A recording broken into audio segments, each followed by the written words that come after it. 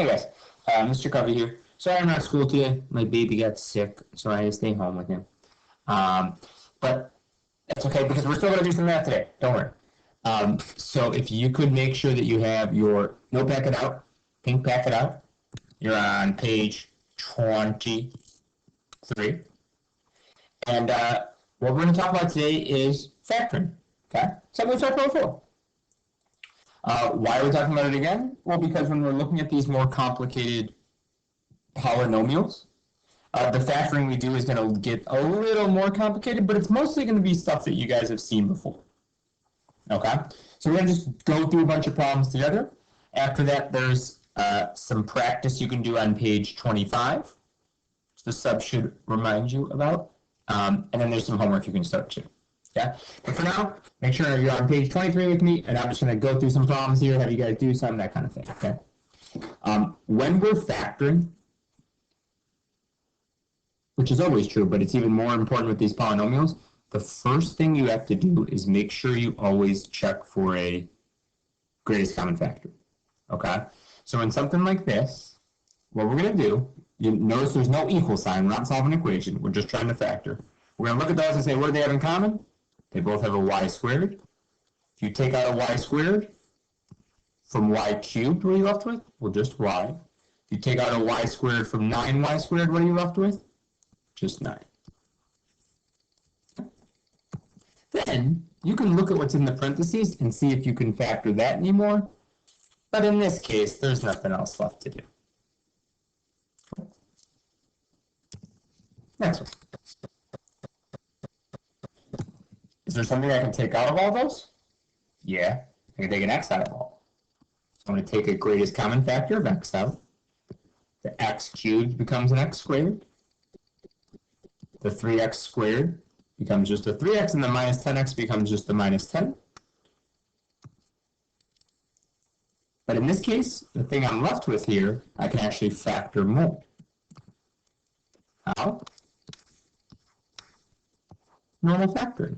Right, I got a square and an x and a number. You could factor that. What multiplies to negative 10 and adds to 3? Think about it. You can use your calculator to help you. Should get positive 5 and negative 2. And so your other two factors are x plus 5 and x minus 2.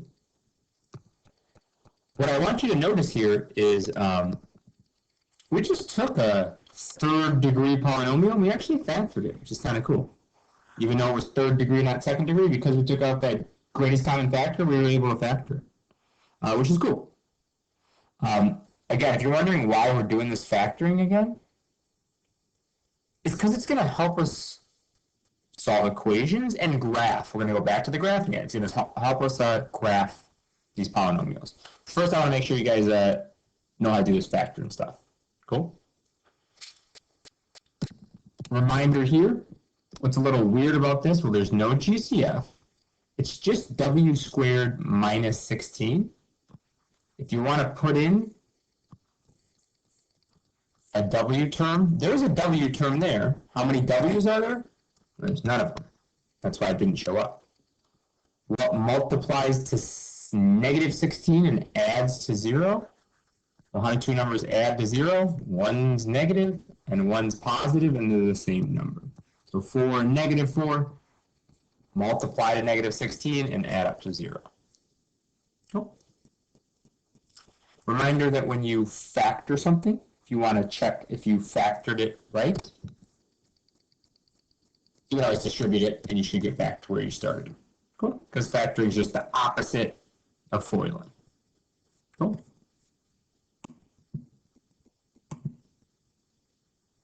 Next one is a little tricky.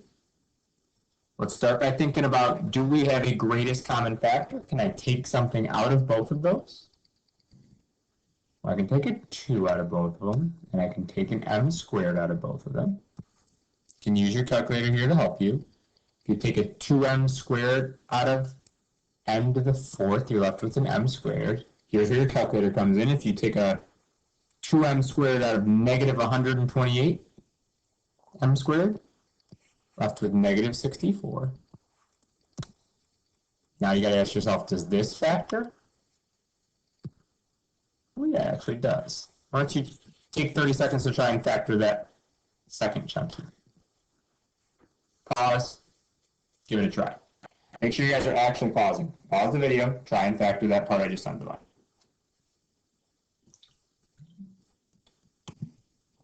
You gave that a try. That part should have factored to m plus 8, m minus 8. Okay. Moving forward. First question, same question every time. Is there a greatest common factor? Yes. You can take a 2. Oops. You can take a 2 out of all those. What are you left with? K squared minus 8k plus 16. Second question, is what's left something that you can factor? I think so. It's got 3 terms squared. That's k squared, a k, and a number. Do normal factoring. Pause. Actually try and factor that.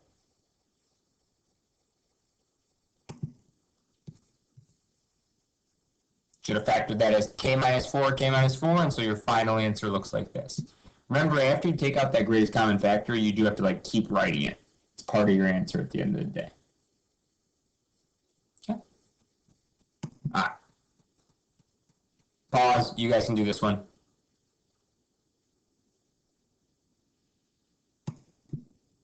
A plus 8, a minus 8, check.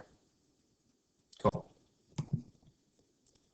Here's a chunk of 3 altogether here. I want to do these together, and I want you to notice that they all kind of look similar here, but there's going to be some differences that we're going to see, okay? So, first one, what can we do? We can take out the greatest common factor. What are you left with?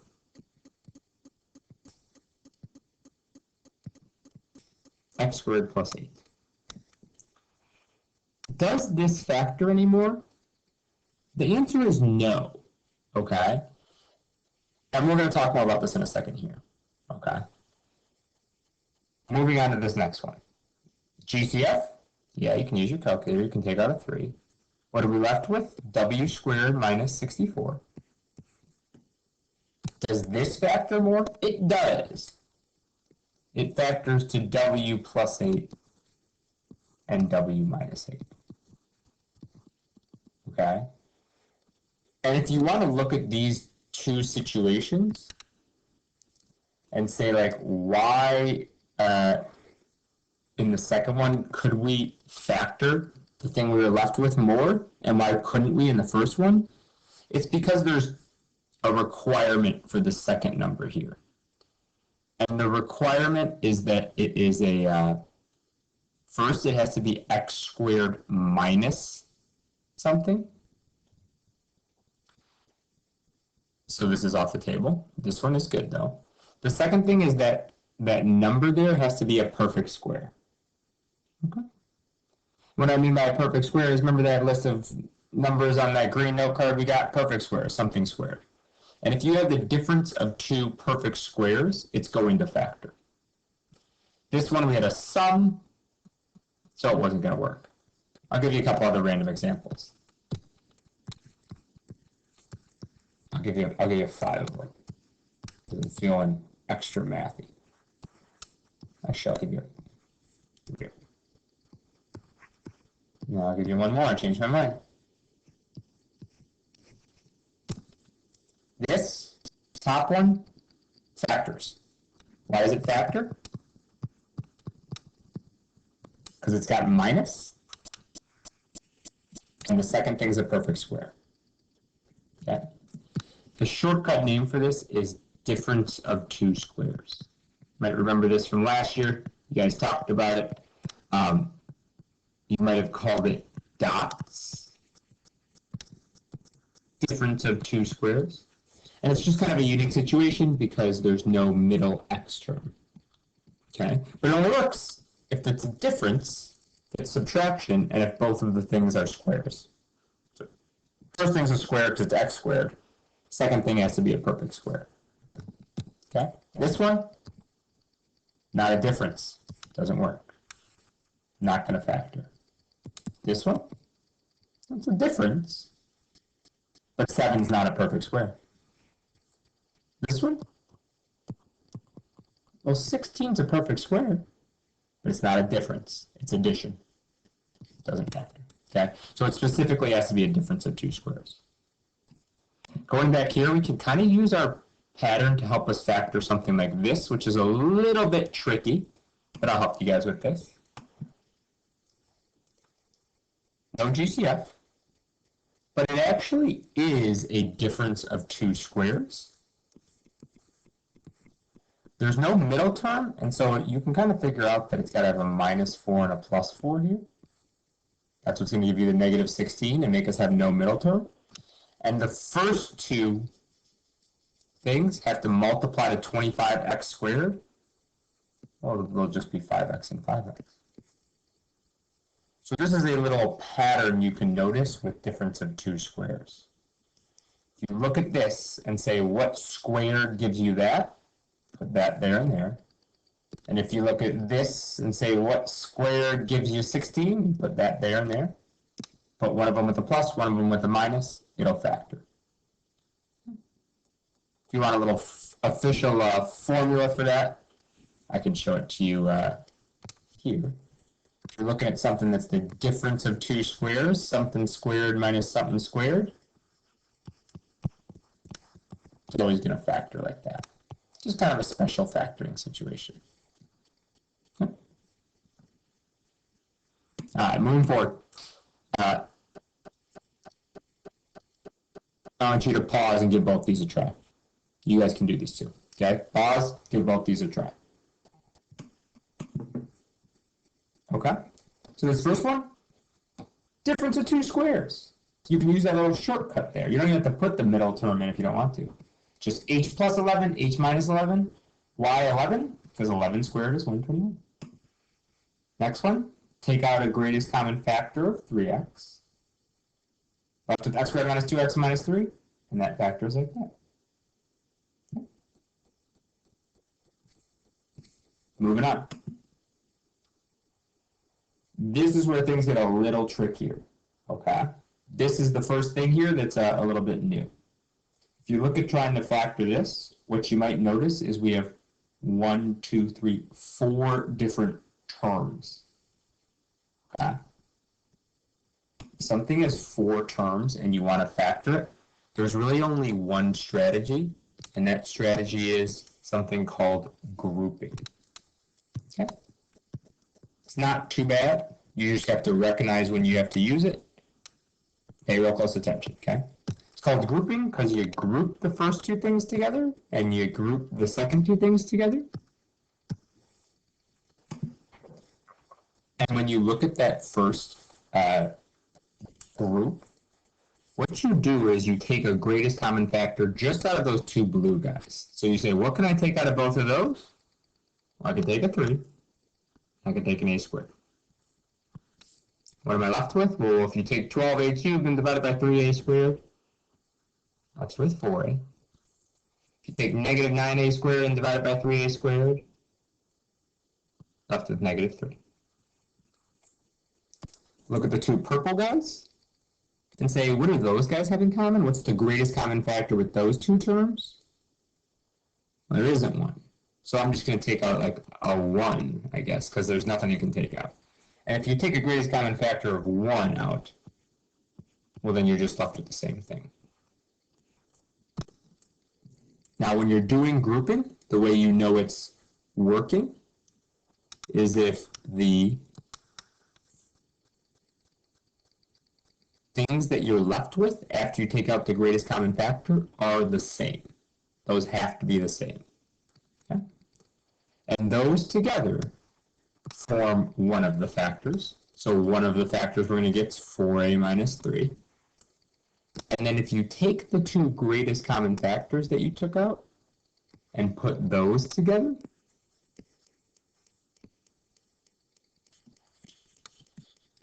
those tell you the other factor.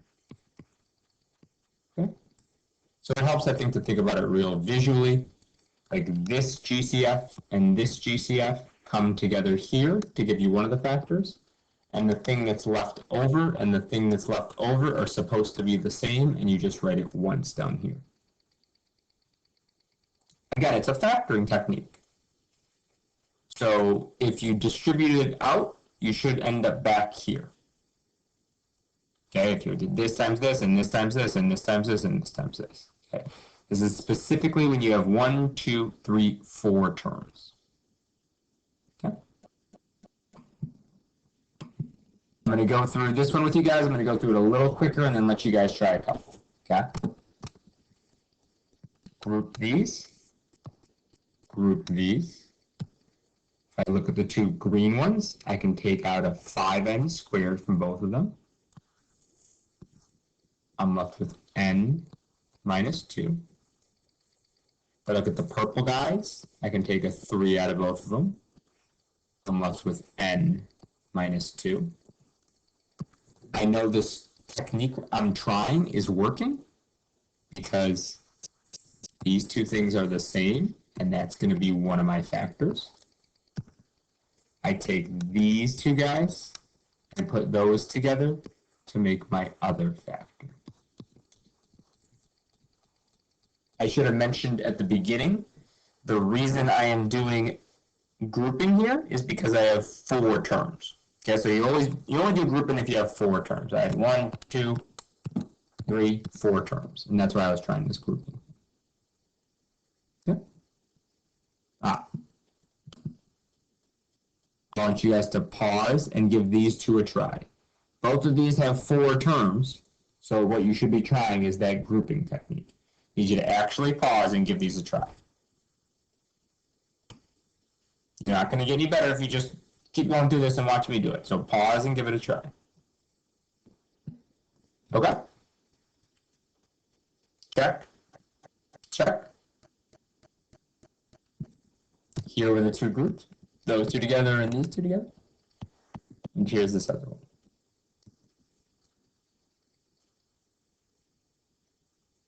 Okay. Remember that when you factor, you can write the two factors in either order. So if you wrote m squared plus 2 as the first one and then wrote m minus 1 after that, that's totally fine. Okay. All right, I just got a few more I want you guys to try. I don't think, oops, don't look. I don't think there's anything weird with either of these. Pause, give them a try.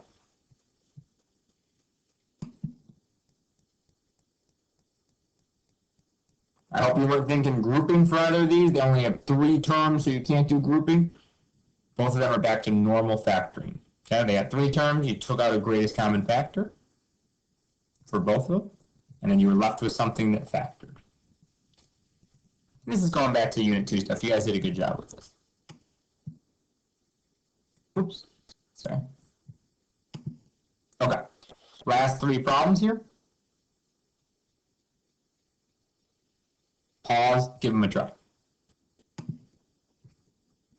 So with this first one, you can take a greatest common factor out, 3x squared.